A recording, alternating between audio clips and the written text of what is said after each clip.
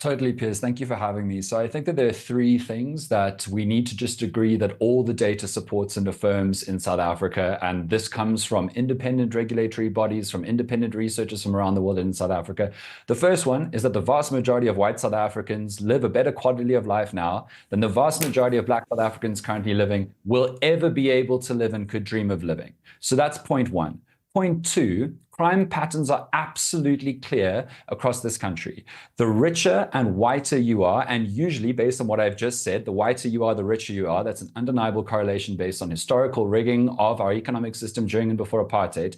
The richer and whiter you are, the less likely you are to suffer crime, and the poorer and blacker you are, the more likely you are to suffer crime. And then thirdly, there is no evidence of targeted race-based murders in this country. There's not been a single land seizure in this country by the government or others based on race. And I want to speak to what Ernst Ruth said.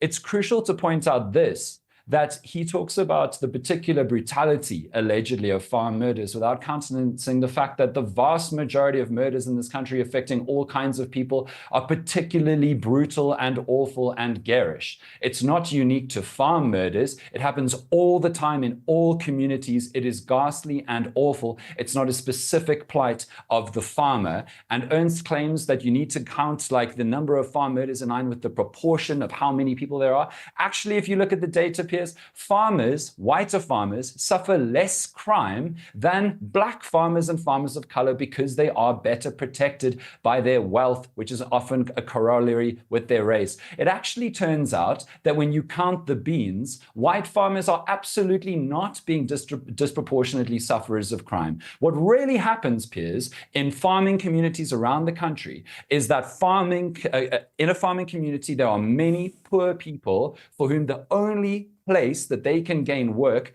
is a farm.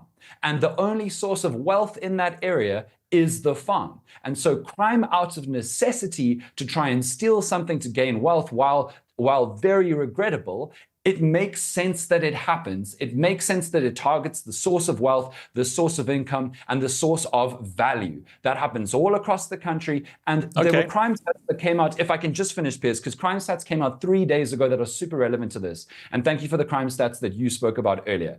But crime stats came out 3 days ago from the first quarter of South Africa this year, 1 Jan to 31 March. There were around 5,700 murders across the country. There were 6 murders involving people who work on farms. 5 of them were people of color. 1 of them was a white person. 2 farm owners died. They're both black.